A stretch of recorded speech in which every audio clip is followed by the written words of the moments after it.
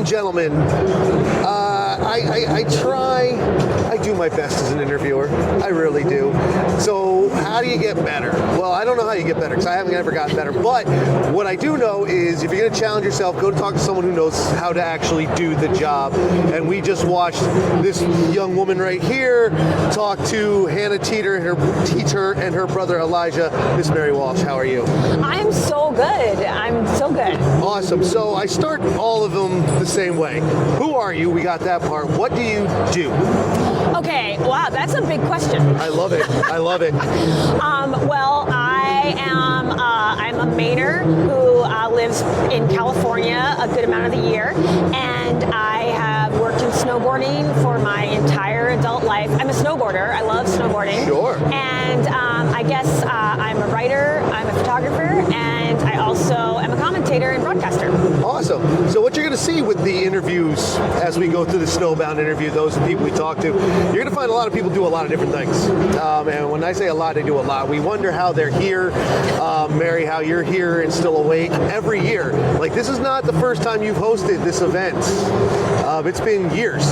Yes, I think this is, I've done it every year. That's been years. It's been a couple years. And honestly, Snowbound is one of my favorite weekends of the year. Sure. I mean, I love being in New England and getting to hang out with so many people from all over the Northeast. I think that this is such an amazingly robust area for snowboarding and skiing. And, you know, we talk about a lot in snowboarding that, like, when you learn to ride or when you learn to ski out here, it gives you good edge control because you're riding on, you know, sometimes challenging conditions a little bit. You know, the packed powder, you know, variable snow, ice, all that kind of stuff. Love the ice. But I think, you know, that really harbors and instills in you this incredible passion for snowboarding and skiing. Sure. And you can feel that at this event, in this expo hall right now, that there is just like, people are diehards out here. And I love being back in that because I spent winters out west for more time than I'd like to admit when I'm on the East Coast. But the East Coast is where my heart is. This is where I'm from. This is where I grew up riding. And it's absolute pleasure to get to speak to so many rad people that have connections and ties here in Boston. Absolutely, and I mean, you get to talk to them all. This year, you have so many that you have to do. Thank you again for taking time out to talk to me. Of course. You had last year, my goodness, I couldn't even count how many you've done. And that's just from here, not, you know, your other stuff. Yeah, well, I think it's really cool. I love getting to interview people, and it's like you were saying, it's like kind of becoming a better interviewer is something that, you know, we're always striving to do. Like, you know, whether it's you know, writing interviews for magazines or doing interviews live like this, or doing them on broadcast, it's like you're always trying to kind of, you know, hone your ability to listen and respond and provide like a wonderful conversation for the listener. And, you know, talking with a lot of people that we have here, like Hannah and Elijah, or like tomorrow we're talking to Todd Richards, who's like one of my favorite people in the world, who's from Massachusetts. I mean, they really make it easy because they're so interesting and have such rad things to talk about. But I think one of the things that really makes me excited, this is kind of a tangent to what you're asking, but is that in snowboarding and skiing in particular, I think right now is such a cool time to be conducting interviews and be having these conversations because people want to talk about so much more about their lives that relates to their lives as snowboarders, whether it's like, you know, with Hannah, we were talking a lot about her mindset for competition, or like she was talking about, you know, doing yoga early in her career for longevity. And I think that aspect, or I know with Todd, we're going to talk a lot about, you know, community and really how integral that is to snowboarding, and the same goes for skiing. You know, I think those kind of things that are adjacent and so important in our industries and communities are really cool and kind of just make for such expansive topics of conversation. 100%. I absolutely agree. And, you know, with people like that who have the passion and who are honest themselves and just love it and are just normal people, and I think that's the thing I have kind of had to get over the hero worship myself. I don't know if you still have a problem with that, being the professional that you are, but even when I talk to Dan Egan, you know, I know the guy now. Like, he's not just a legend, he's Dan. But now I'm talking to Mary, whom I've only seen from the stands, from the seats. That's all I've ever known. So you're doing this again. Last year it was with Doug Lewis. Shout out to Doug, who's not here Doug's this year. amazing. We love Doug. Absolutely, we do. And this year you're doing it with Dan. Legend. Absolute legend. How is that different? Because these are two dudes who have more energy than I ever will. Ever will.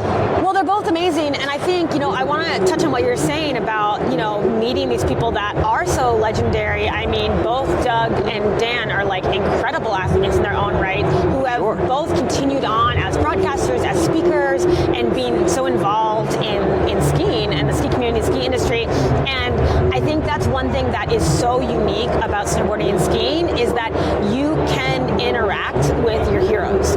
You can interact with the people that are, changing the game and progressing the sports and making impacts in such massive ways. And I think that's what is really special is like, I grew up watching the Olympics and now I get to co-host a stage with people that were in the Olympics, that makes me sound really lame because I just... No, I don't think so. Dude, I'm with it. That's exactly what I think. And I'm so happy to hear a pro still say that kind of thing. No, I think you don't want to lose that. I think it is never lost on me what 15-year-old me feels about these people that I get to interact with. And last year, for example, Jeremy Jones was here. And Jeremy Jones is someone that I feel so lucky that, sorry, I'm touching my mic. I feel so lucky that I could call him a friend now. But when I was young, I had posters of him up on my wall. And I really try, and I guess I don't have to try that hard because you just don't want to lose that excitement. But to keep that childhood awe and sense of excitement, because that's so special, I think, and being able to have that touch point and meet these people that are so incredible and interact with them, it's just, it never loses its excitement. I don't think it does either. I'm so excited to talk to you. Excited to talk to Dan, whom I've talked to a dozen times. Chris Anthony, whom I just met today. All the above. It's so much fun. It's so great. With that, though, when you get to talk to these people, you're talking about the difference between on broadcast, live, or write-up. Which is your favorite? Oh, my God. Do I have to pick one? I mean, you don't have to. You can say you love it all, and that's good enough for me. I really do. I think that part of what I really kind of engage with it professionally is keeping things exciting, keeping things challenging, and mixing it up. And for example, say I'm writing a story for a magazine, and I'm paying an interview, and maybe I'm talking with Elena Height, who is such an incredible individual and has had this amazing arc of her career that just keeps expanding. And when I'm talking with her for something in print, it's a process, right? It's a long process. You do the interview, you transcribe it, you have to do cut downs, you do layout. You're really kind of working on that piece for an extended period of time, and you can really kind of map out and work with the athlete on the finished product. And that's really, really fun. That's its own skill set to kind of figuring out how to unlock the piece you want in the end. And then doing something like this where you're having this live conversation.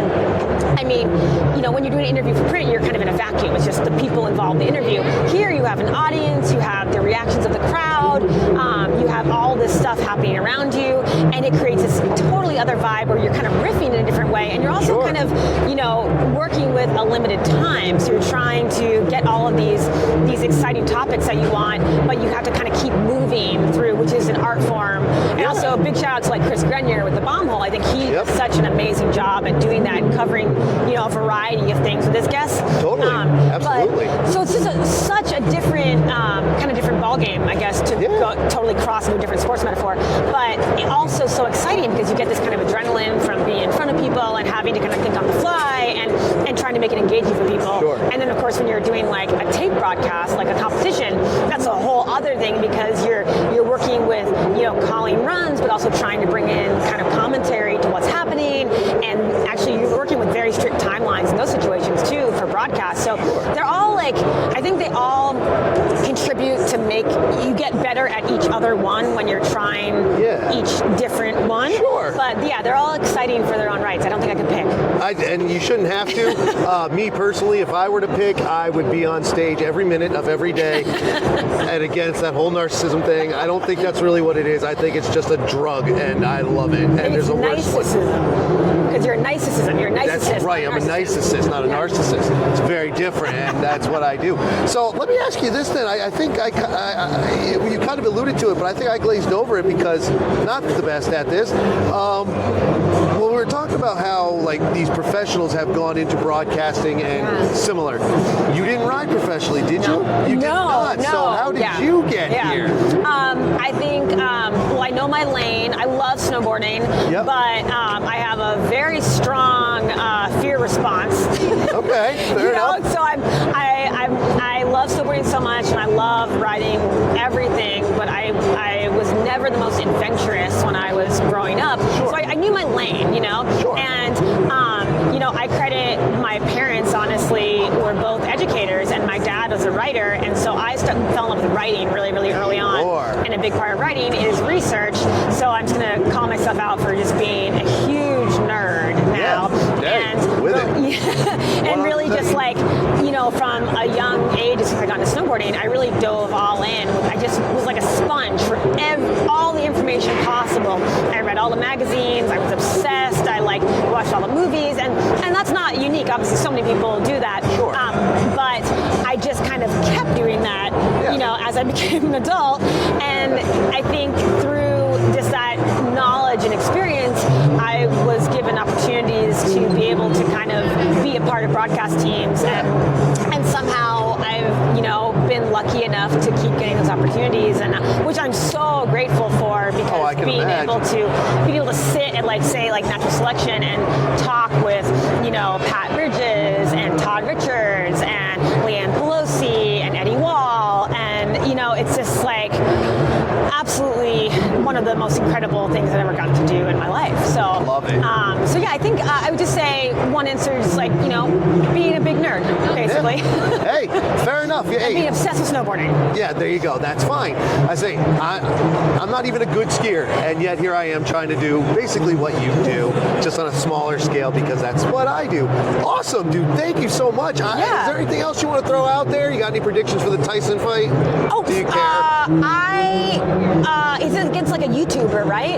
Yeah, Jake Paul. I hope that Mike Tyson wins. Fair enough. I think that's what everybody wants. Yeah.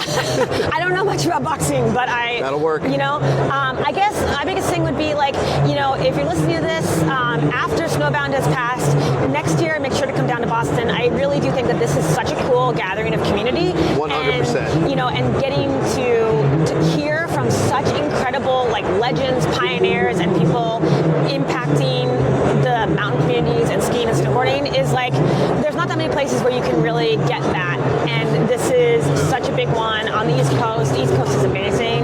Sure. Come check it out if you're not from here, and if you are from here, that's awesome. So get to Snowbound next year. Absolutely, get to Snowbound this year, 100%. See, she knew to sell it. I didn't even think to sell Snowbound. How awful am I? But seriously, thank you. I appreciate it. Honestly, though, it's a blast and a half. I'm having a good time. Mary's having a good time. Yeah. Mary will be back next year, I hope. I hope so too. I love it here. Me too. It's going to be great. Come on down to Boston next November. We'll all meet up again. We'll all say hello again. Yes. Thank you so much for having me. I'm hyped to be here with you. Awesome. Thank you.